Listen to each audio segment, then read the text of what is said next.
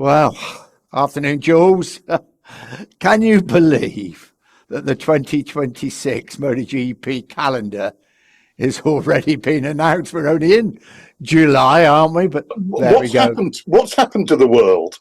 I think it's leaving us behind, if you really It want must be. the truth. I thought I'd gone to sleep for 3 months or something. Yeah. Interesting calendar. The return of Brazil, Yes, Argentina out for a year, but I believe it's coming back in Buenos Aires later, we the year hope. after. Yeah, Silverstone now in August, Hallelujah. and a South American flavour. I think we're talking about Brazil and we're talking about Argentina today. We can look at those circuits. We can talk about some almost forgotten, really good South American riders. Yes, indeed. We'll have a look at Ballonton Park, World Superbikes. How will it suit MotoGP? Brands Hatch, win for Scott Redding, his first win since 2021. And I think we ought to have a good look forward to your favourite, the The 8 hour. Suzuka 8-hour race, and have a little look perhaps at endurance racing, which is, I'll be really honest with you, there's something I don't know enormous amount about. I'll leap in straight away on that, Nick, and I say it's the one place there's a tyre war. Yeah. It's since times have got hard, quite a few very high quality riders have found the only place they can make a good living is in a factory endurance team. Well, So the level is really very high. and is it still really big for the factories? It is, I mean, especially the 8 hour, which is on Yeah. its own in terms of factory importance. Yeah. Yeah, Yeah. I mean, it's effectively, where else will you see what is effectively a factory Suzuki? Yeah. You know, it's And does it sell more bikes winning those races? Well, I suppose it must, else they wouldn't do it. it certainly does. I mean, in France, it used to be the only way you could sell a motorbike was to win the Bol d'Or. Yeah. And suddenly the place was knee deep in lime green, cool Kawasaki's. You know, Yeah. with Godier Gnu fairings on and the rest. You know, it was compulsory. And it's obviously, it's 55 entries for Suzuki, which I just believe the biggest entry since the COVID. So it's obviously still very, very important. Interesting that KTM have allowed Jonas Folger, who is nowadays one of their testers, to go and ride for a Suzuki team. So Jonas Folger's back on track.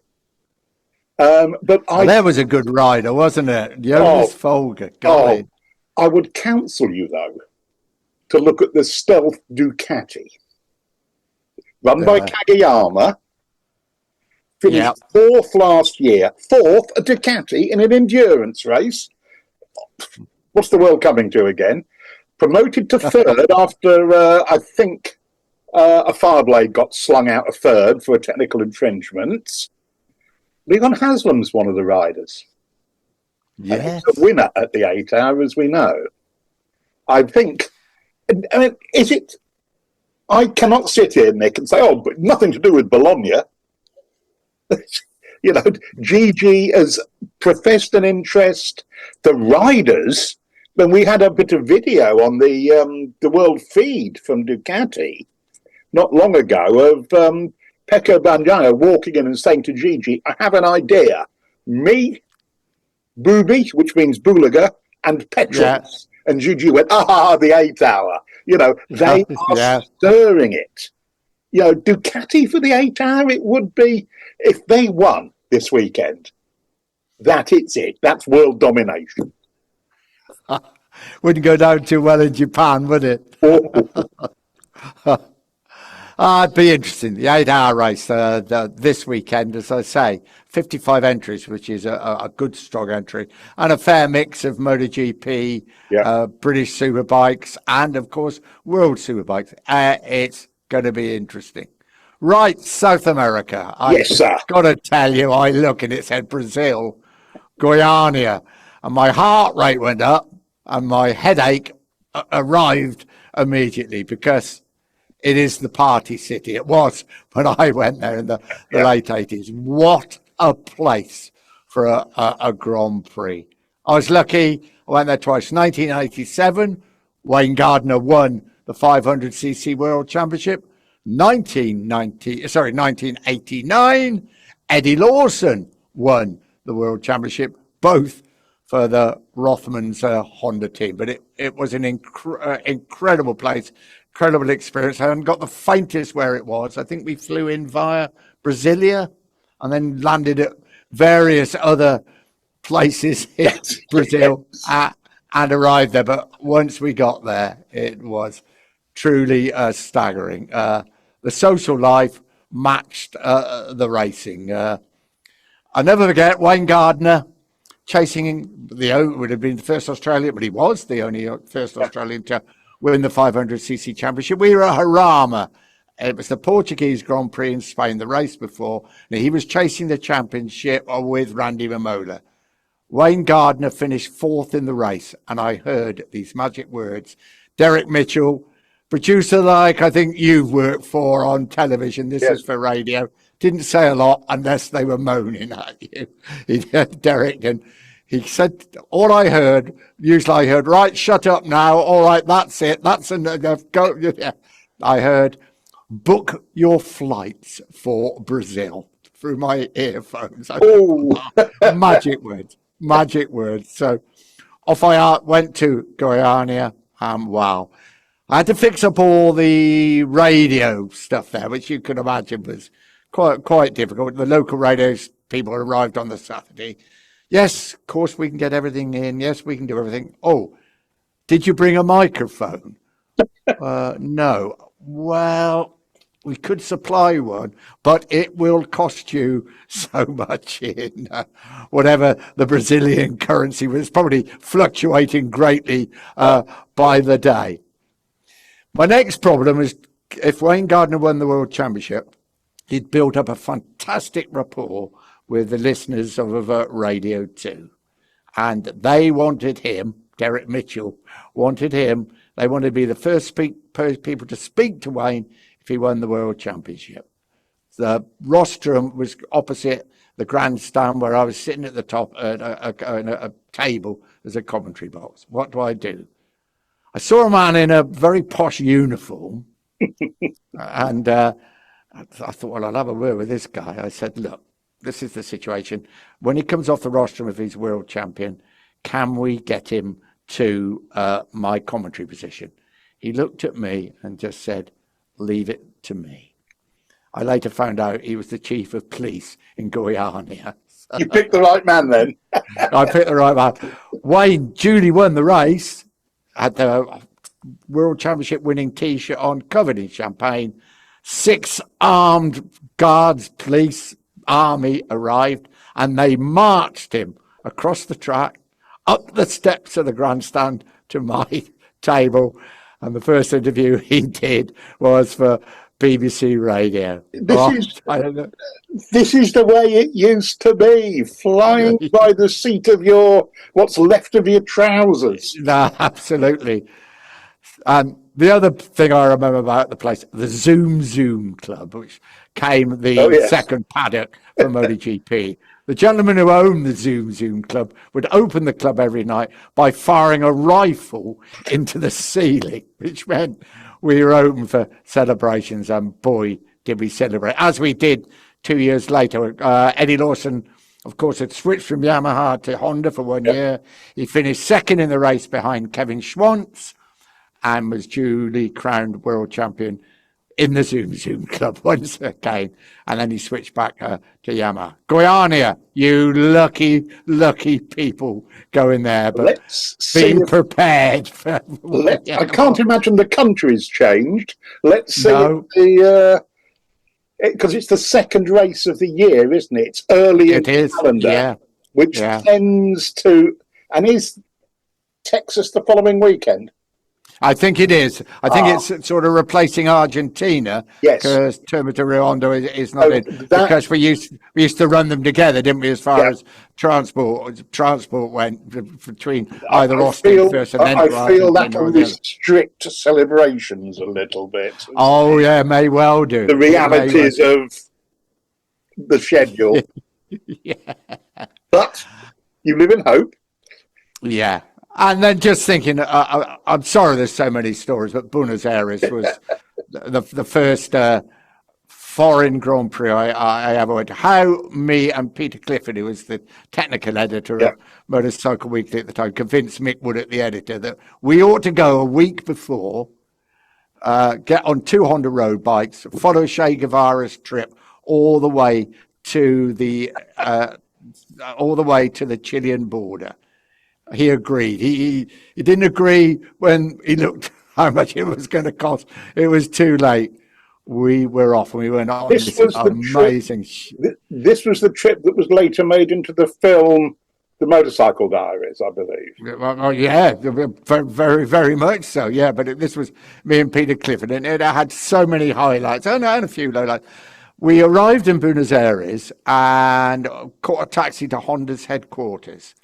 They took us to the workshop and said, well, nobody's here at the moment, but we saw our road bikes with the batteries being charged. But in the other corner were 3 NSR Honda two-strokes, the Honda's return to Grand Prix racing in various stages of construction. Good Lord. Nobody there. I thought Peter Clifford was going to have a heart attack. Yeah. He just a degree level. couldn't believe it. Yeah. Yeah. And Irv Konemoto came in and was rather surprised to see us. But off we went on the trip. It all was amazing. Apart from being stopped every 2 hours by the police. Of course. And where you had to pay money for them to say you can carry on. Now, once we argued, so they took us to the police station on the edge of the Pampas, and there was a rifle on the wall. So we thought, oh, that's probably. We came back to Buenos Aires, and we had the blooming time of our lives. What a wonderful city! Everything seemed fine. We'd heard a faint inkling about the Falkland Islands, and honestly, we were having such a good time. We didn't take any notice. Everybody else seemed to be having such a good time. They didn't take any notice.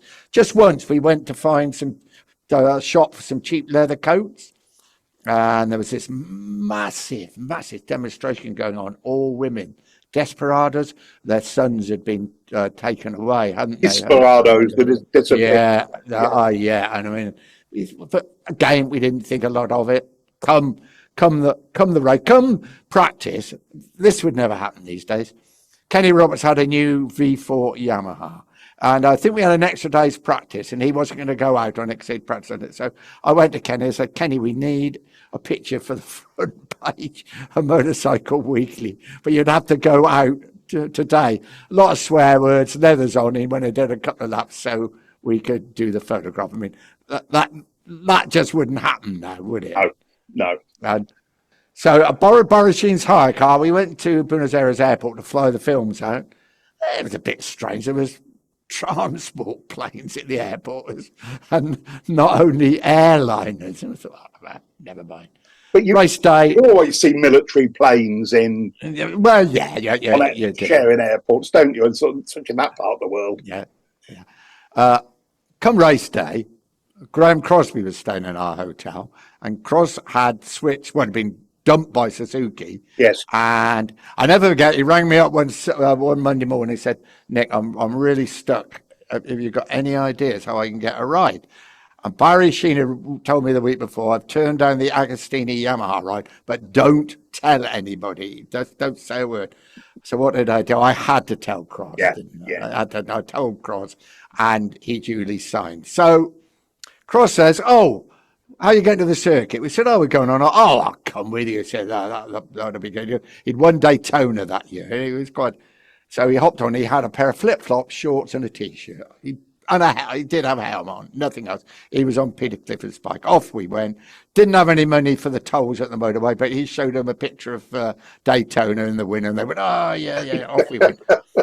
It's in a great big park, the circuit, and then Cros. I knew, you just know sometimes that you started larking about, standing on the footrest. Oh, dear. Swaying about. 2 minutes later, there's Cros lying there with a road bike Honda, a grazed knee, blood pouring out of his knee, and 2 hours later, he's due to make his debut for Agostini's Yamaha team. He made it. He did right in the race. The race itself was unbelievable. Fantastic race between Kenny Roberts, Barry Sheen, and Freddie Spencer. First time out in a Grand Prix on the 3-cylinder 2-stroke Honda. Kenny won in the end from Barry and Freddie, but it was very, very fabulous race. We all get to the airport, British Caledonian, I think it was in those days. Oh, blimey, Off yeah. we go, fly out. We land at Gatwick on Monday morning to learn that war was about to be declared with the Falkland Islands. Everybody had to get out of Argentina and everything. At that very time, I was waking up in the cabin of a cross-channel ferry on my way back from Le Mans. And listening to the radio, which was going on about British Parliament sat, on a Sunday for the first time since, I don't know, Cromwell. And I'm going, what? What? Yeah. And then got the same news as you, basically we're going to have a war with Argentina over the Falklands. Yeah,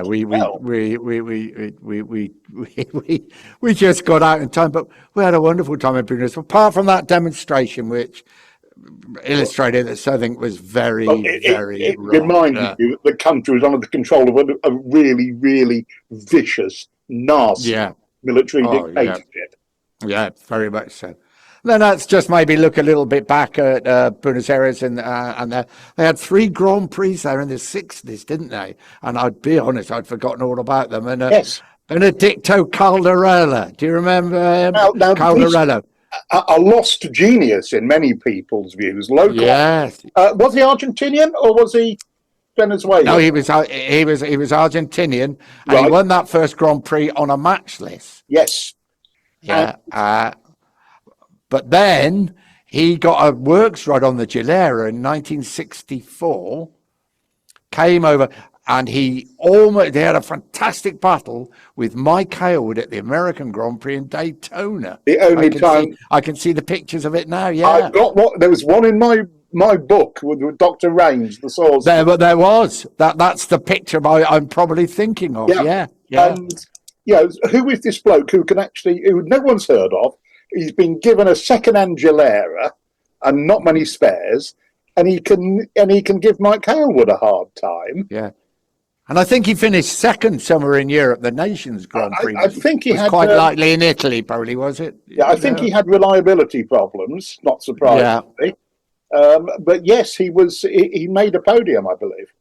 Yeah. And more than once. I'd completely forgotten that they ran those early races in Argentina. Goiânia was the first of the Brazilian races, but then we went once to Interlagos in 1992, the Formula One circuit. It was dreadful. It drizzled. They really didn't give a monkeys about motorcycles. The circuit was so unsafe for motorcycles, and Wayne Rainey won the race. You remember Mick Doohan had missed 4 races with that terrible the comeback race after the comeback race, and he finished 12th, just out of the points, and it really was the only time we went there. Rio, I think you went to Rio, didn't you? I went at least twice to Rio. 1996 to 2004, I think, Rio. Yeah. It was one of the races that I was working for Eurosport, and it was one of the budget savers at the end of the year. If things were decided, we'll do that from Paris. That's right. But and Randy Mamola would be on the grid and would blow your cover, wouldn't he? Yes. So, how are you all in Paris? I could. Thanks, Randy. Thank you very much, Randy. We never lied. We just didn't mention it. It was the sin of omission rather than lying, And the other thing was, of course, he had about a 4-second delay between him and us on the microphones. So, Randy, don't ask questions. Don't join in. Just say something occasionally, that could be useful. You're a bit economical with the truth. Yes, exactly the case. exactly. I remember Rossi won 4 in a row there, and the other one I remember in Makoto Tamada, the Japanese rider. I was there for Probably that one of the yes. nicest guys I ever met in Yeah. Grand Prix racing. Smashing guy. Lovely. But he It's sort of, good to see him win there. he had a sort of a hard case attitude or look to him as a rider, but he was charming, wasn't he? When he told he was charming. Yeah, and I think he told me that when Daijiro Kato died, he went back, and he was a contemporary of Kato's. They'd come up through all levels of Japanese racing together. He told me he went back through the records and he found out that he'd never finished a race in front of Kato. If he won, Kato had crashed or broken down. Yeah. But he said, so when I win the world championship, it will prove that Daijiro Kato would have been world champion. Yeah.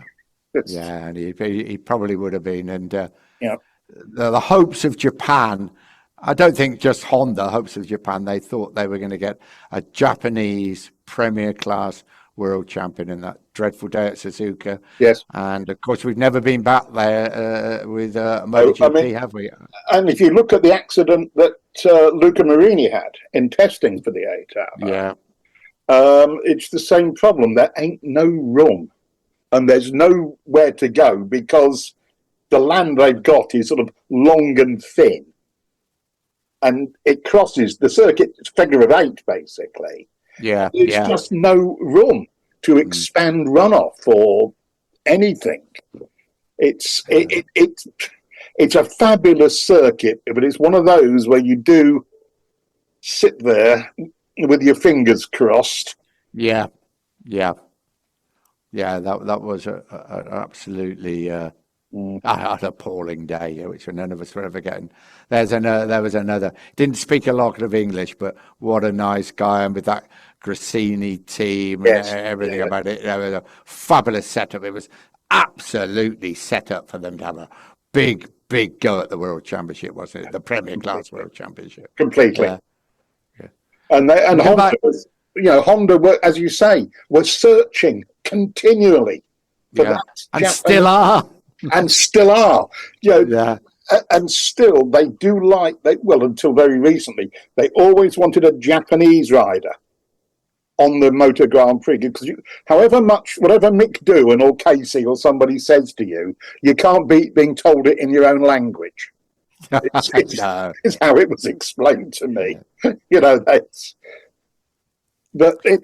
We go back to Argentina as well now, and Termo de Rio Hondo. We went there then. What a fabulous thing. What a difficult place to get to. I mean, I was like you. I was lucky. I wasn't paying my own fares. It was part of the job to be sent there. Yeah. Told if you're freelance or something, it must be. Yeah, half your season's budget gone.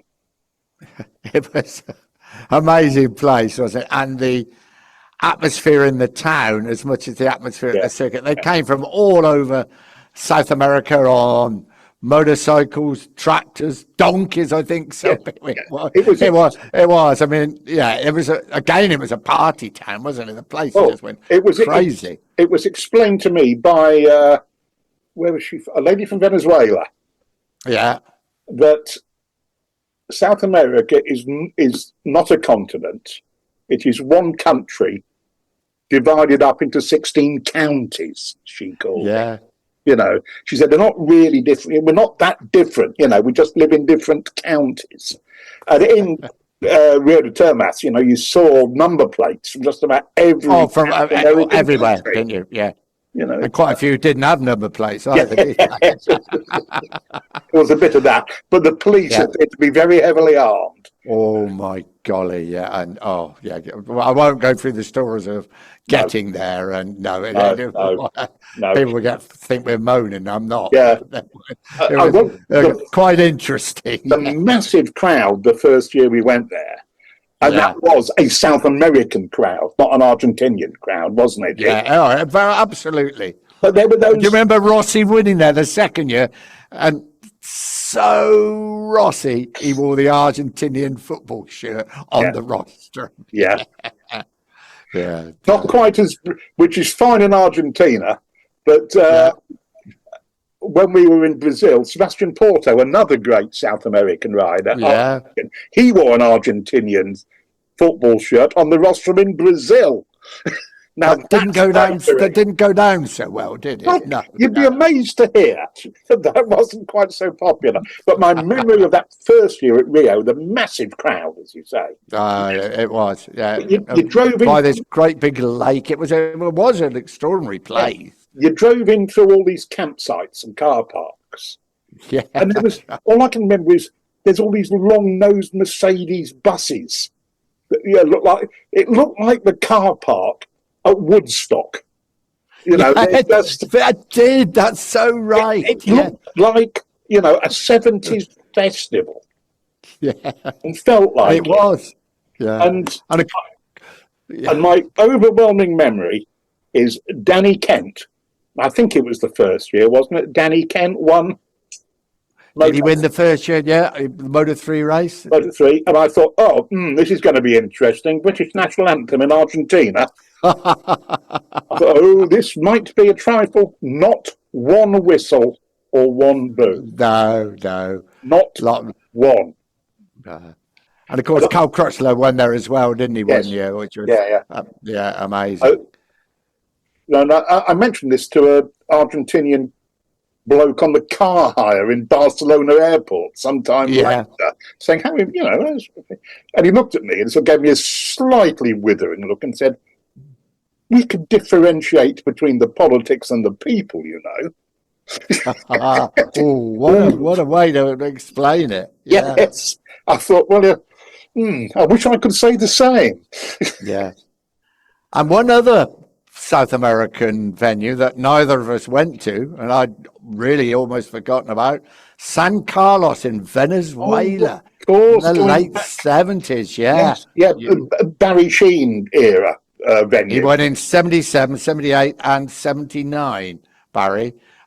Typical Barry, I believe everybody was housed in Caracas or nearby the capital city, which was about a 2.5, 3 hour drive to the circuit. Apparently it was, but Barry had got friendly with the local fire station and stayed in the local fire station, which was about 5 minutes away. Do you remember the pictures? I'm sure you do. It might even be again in your book of the local fire brigade hosing the big crowd. Yes, yeah. Because it was so hot there. To keep them cool. Yeah.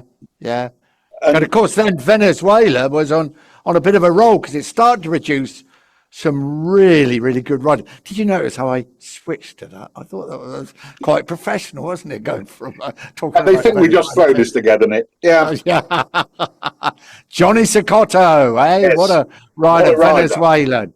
Yeah, 350 and 750cc world champion. And with that 350 win, I think he stood as the youngest ever world champion at that point, didn't he? Yeah, he definitely was. And in his debut was at Paul Ricard in 1975, and he won the 250 and the 350cc race. So, somebody very special. He went on to be a very good car racer, didn't he, Johnny Cecotto? He did touring cars as well, wasn't it? I think it was. Yeah. But special. Another guy, Ivan Palazese. So Ivan Palazese, 15 years old. He made his debut in San Carlos and he finished third in the 125cc race. Probably shouldn't have been in the other results. Won 2 Grand Prix and then sadly was killed at Hockenheim at an event I think we were both at, wasn't it, in a really horrible accident. Another horrible moment, yes. Yeah. He shouldn't have been included because he was underage, wasn't he? It was late. That's right, but rules in Venezuela didn't really matter. I think Alex Barros was also underage when he made it. I think he was, yeah. Just on to one more Venezuelan, Carlos Savado, of course. 2 times 250cc. As good a 250 racer as you could hope to see. Yeah. Only bloke who kept Freddie honest in the double year. Very much so. And again, one of the real nice flicks. And it was coming to Grand Prix when I finished. You'd still see Carlos popping in the paddock. That moustache, I can see him now.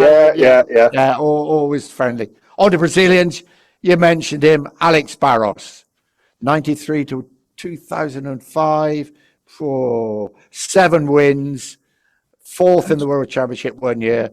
There's one ride I remember better than ever. Do you remember it? Motegi. When he when his first ride on the 4-stroke, on the V4, it was, V5, yes, and he beat Valentino. He did on his first ride on the 4-stroke, and he should have been. No, was that Capirossi? Was it Valencia that Barros won, or did he win both? I think he won 2, but he definitely he won Valencia really as well, beat Motegi was his first ride, and he won. And he should that same year have been the final winner on a 500cc 2-stroke. Do you remember Olivier Jacques were leading in Sachsenring? The dreaded turn 1, and I can't remember who brought who down, but I both went down. Feeling that the EU Foreign Policy Committee decided it was the fault of the French, but yes, I wouldn't like to say. No, we're not gonna. Yes, okay, yeah. Another good Brazilian, Argentinian, Sebastian Porto, 5th in the World Championship.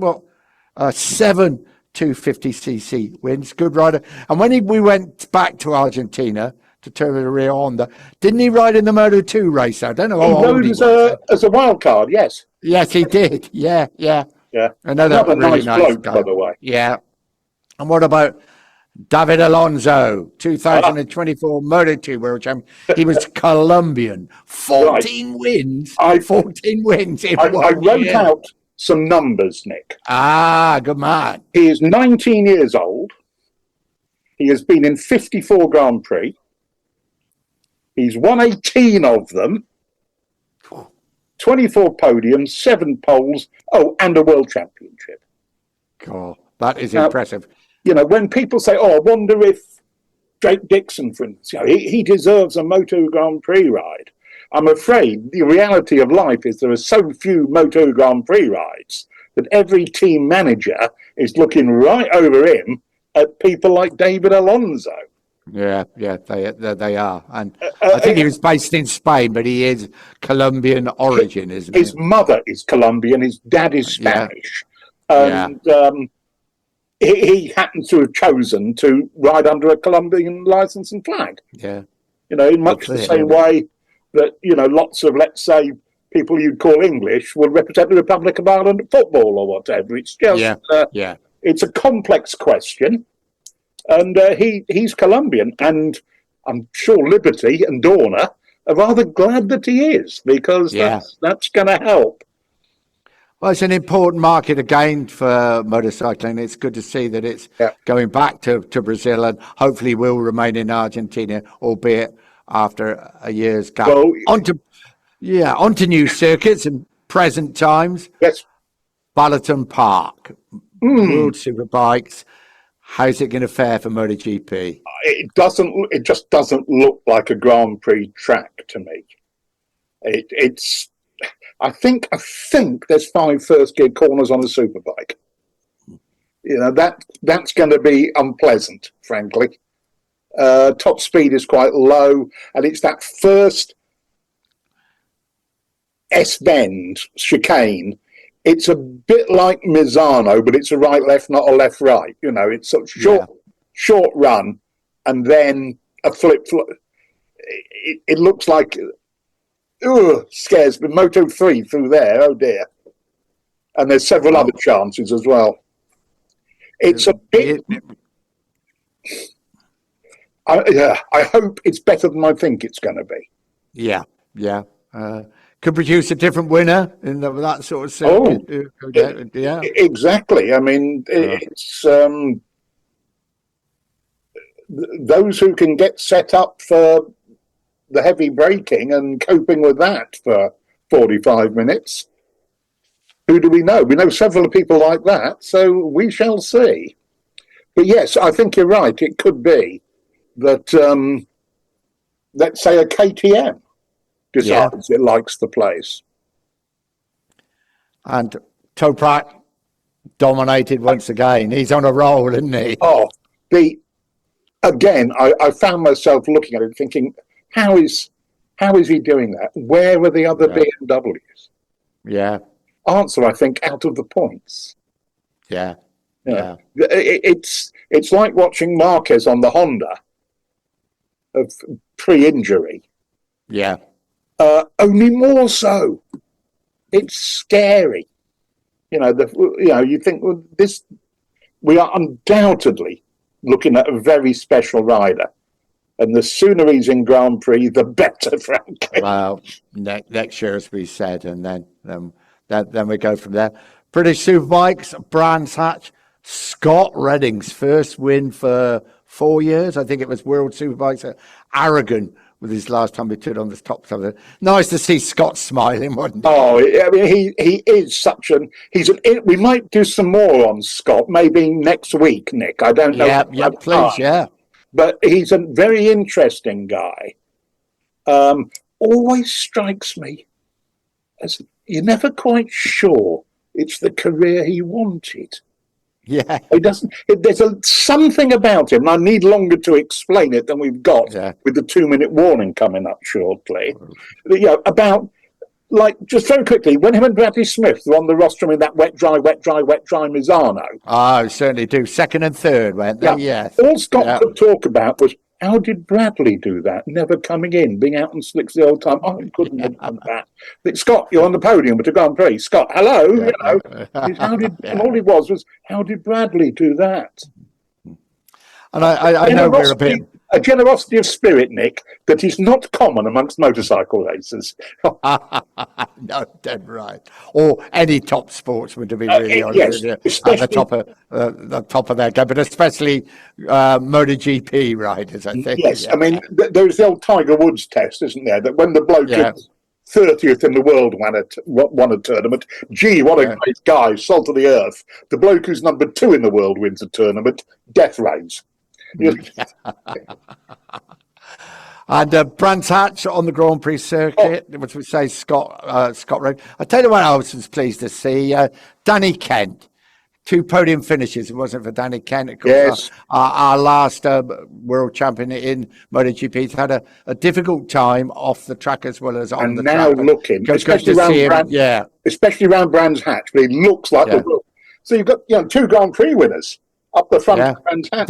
Yeah, that's right. And I think that reflects really well, actually. You're right. Doesn't 2 Grand Prix winners. And we have less than a minute, Nick, so I'm going to have to the wind up.